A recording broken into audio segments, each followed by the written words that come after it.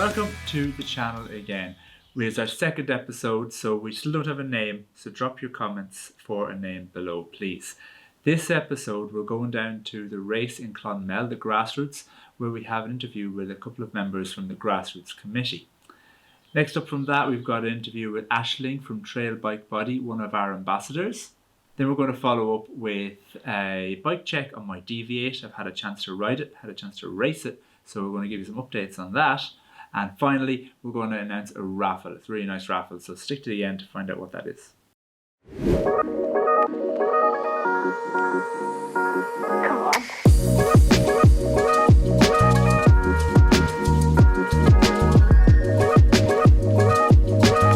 Here we are at round 3 of the Grassroots Enduro series, and we are in Clonmel today.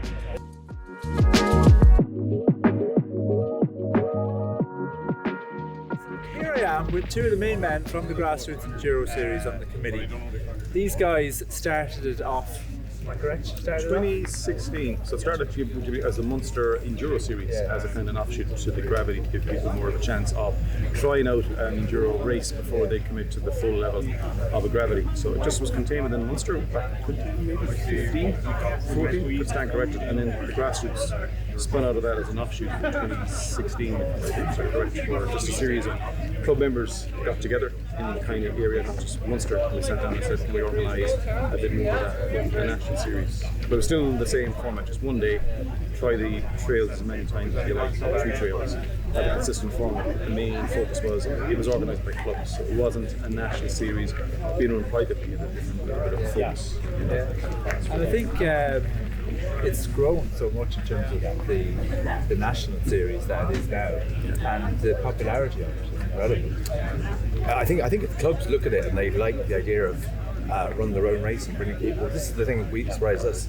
People like to show their trails and they're proud of their trails, and this is the whole thing. It's like we had never come down to Clonmel, we were seeing the trails yesterday, fabulous. And these guys want to show them off, which is absolutely brilliant. Other clubs like your own, Mulligmean, great crowd up there a couple of weeks ago. Great to have fighting your trails. You guys provide great support to the clubs as part of Mulligmean Mountain Bike Club who ran the last race. Like, it's great to have all the documents and all the information there, everything you need to do leading up, like a few months out, a few weeks out, week of the race. The timing support as well provided by Dennis. It's a big commitment to run a race like this. Like, until you actually run a race you don't know, and to have the backup of the committee who have, and all the other clubs. This is the great thing. All the other clubs, you're on the WhatsApp group with all the clubs, and they all pitch in like, how much water do you need, how many bananas do you need, these kind of questions. They're just great to get an answer for. Those are little things. The tiny things.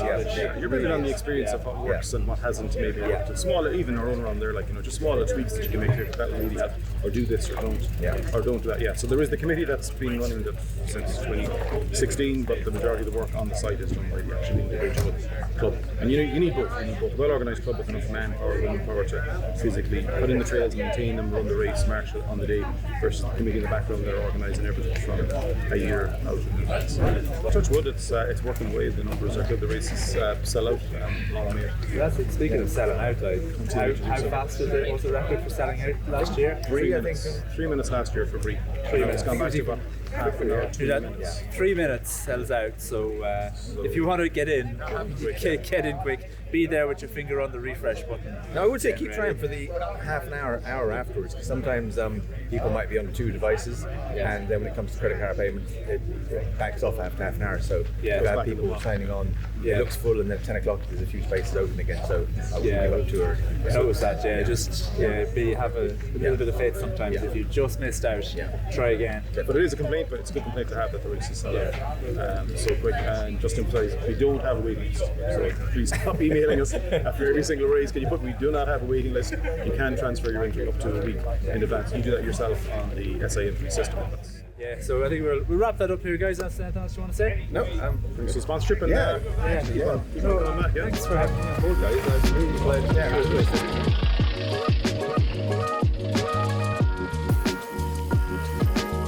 The next thing I'd like to do is announce one of our ambassadors. We've announced her before on our Instagram, but here on our YouTube channel we'll do it again. This is Aisling from Trail Bike Body, and she's our female ambassador for the Enduro side of things, and she does a bit of coaching as well. So welcome, Aisling, to the team. Unfortunately, she's a little bit broken at the moment, so she's currently volunteered to marshal here at the Grassroots race. But how did you get into biking in the first place? It was actually an ex-partner of mine who was really into biking, and yeah, talked me into trying it and just never looked back. Kind of got into it a little bit before lockdown, and I kind of spent ages cycling around circles in my garden. And then finally found a women's group. There's a couple of spins in the Gap, and that was absolutely fantastic. It got me really hooked. Just kind of snowballed, got into a little bit of racing, started my own coaching business then in January. So, just love the sport, love everything about it, community, the riding.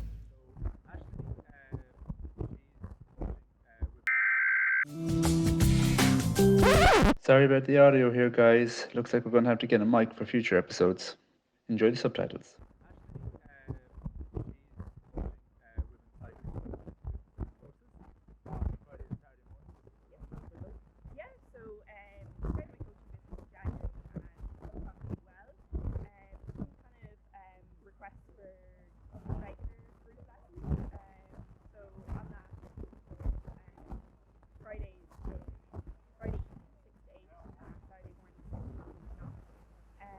Everyone welcome, male, female, teenagers, kind of beginners, improvers, intermediates. So they're going to be refining kind of foundational skills, stuff like that. Covering what people want to cover, really. And the idea is kind of it's once a week, you come every week, 15 per person, small enough group of 8 people, and you can just kind of progress from session to session.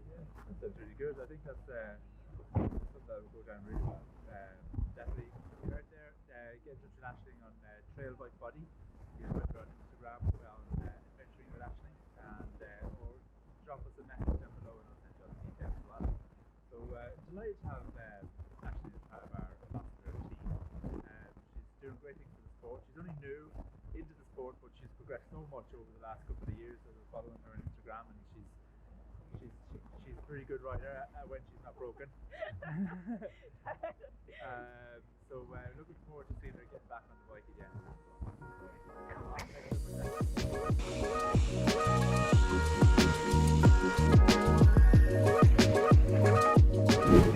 Back in the shop again from a great weekend's race, and huge thanks to Clonmel Mountain Bike Club for putting on a savage weekend. The trails were mint. And what was also mint was this Deviate Claymore here that I've been riding and racing lately. Starting to get used to it now. It's taken a little while to change up a little bit, but really starting to get used to it now. So, starting from the front, we've got the RockShox Zebs on the front. When I got the bike first, I ran the Lyrics on it that were a 170mm travel from my other bike, and it rode really well, but I did get a lot of pedal strikes when I was climbing with those cranks. So with a 170 fork, I would recommend shorter cranks. I've got 170s on there, probably go down to 165s. I got the Zeb on it. Initially, all I could get at the time was a 190mm travel fork, so I stuck that on to see what it was like. The bike is designed for 170 or 180mm travel forks, so it was too long. It was interesting. It was like a mini downhill bike, but it was definitely too long in the sharp and tight corners and stuff like that. I've dropped this Zeb down to 180, and I'm really happy with that. First run on the 180mm travel forks, it was like, oh yes, this is how the bike should feel. So moving on to spec, so I'm running my Crank Brothers carbon wheels that I've been running for a couple of seasons on this bike. Absolutely love these wheels. I have not had to even touch a spoke on these, and I have abused them. I have really abused them. They have been absolutely bomb-proof. These wheels, cannot recommend them highly enough. Partnered with those wheels are my favourite tyres, the Michelin Downhill 22s on the front and the Downhill 34s on the rear. They have been absolutely bomb-proof as well. Last couple of years I've had them on my other bike, so they were out of stock for ages with Michelin, and they finally came back and we have them back in stock again. So first thing I did was put a fresh set on. Up at the cockpit up front, we've got the rental bar and stem, which I had lying around from another bike. 760 wide bars, a little bit narrow for me, but nice on the tight trails. Interesting to try. I'd normally run 770s. Daily grips. We've got Magura MT7 brakes, which I really like. They're a bit tricky to bleed, but we've got really good at them now. Drivetrain wise, we've got the SRAM GX group set on there, shifters, derailleur, and crankset. Now, there's a learning experience we had on the crankset. The SRAM chainrings do wear very fast on a high pivot bike, which I've learned. So I now have a 1-up switch chainring on there, which is going very well. So just be careful of that if you're building a high pivot bike. The SRAM cranks and everything perfect, but maybe just change the chainring. Sticking with the 1-up, we went with the 1-up 240 dropper post in there. Mad long, and it looks mad when it's at full length, but I have very long legs for my height, so it works for me. And we have the 1-up tool in the front that is put in with the unit that goes all the way through the head tube and fits in there, gets full tool in, and 1-up dropper lever for the dropper post, of course. Daily grips match the daily saddle, very nice. So for the rear end, I'm running the Fox Flow X2 on there. I just I pulled this off another bike just to give it a try as well. I did start off with a more basic shock, and it was absolutely fine. The suspension travel, the layout of how this works, it's so smooth when it's going through the rough chattery stuff. When you're going through loads of bumps and everything, it just floats through it. It's amazing. And then when you get on the pedals, it's so stiff. There's no pedal bob. It just puts that power right down to the rear wheel where you want it. So for racing, it's absolutely incredible. One thing about the suspension pivots on this bike, there's quite a lot going on there, but Deviate actually put in grease ports in here. So you can get a grease gun and actually squeeze grease through that, fresh grease into the bearings, which why don't other bike companies do? But being a Scottish brand, they're well used to the type of weather we get here, so they know all about it. And finally, everybody asked me, what the hell is this thing that I've got on my brakes? So this is a thing for a future video, but it's the Brake Ace brake sensor. It's got a little power meter torque sensor in there. So that measures how powerful your braking is, how many times you're braking on a trail, if you're dragging the brakes or dabbing the brakes or punching them hard. It gives a whole load of information. There's one for the back, one for the front. I don't have the one on the front there at the moment because I need a bigger rotor. It fits like a 20mm spacer, and I'm just waiting for a 220mm rotor to arrive so I can fit it on there. It's got an app that comes with it, and it gives you these flow scores, and it gives you 3 different points on the trail where you can go faster. Super interesting stuff. Still getting my head around it a bit, but once I do, I'll make a proper video on it, and I'll actually go to rent these out so you can actually try these out for yourself. I got them on Kickstarter like a couple of years ago. They only arrived a couple of months ago. So when we get ready, we'll put those up for hire, and we can get you going faster with less braking.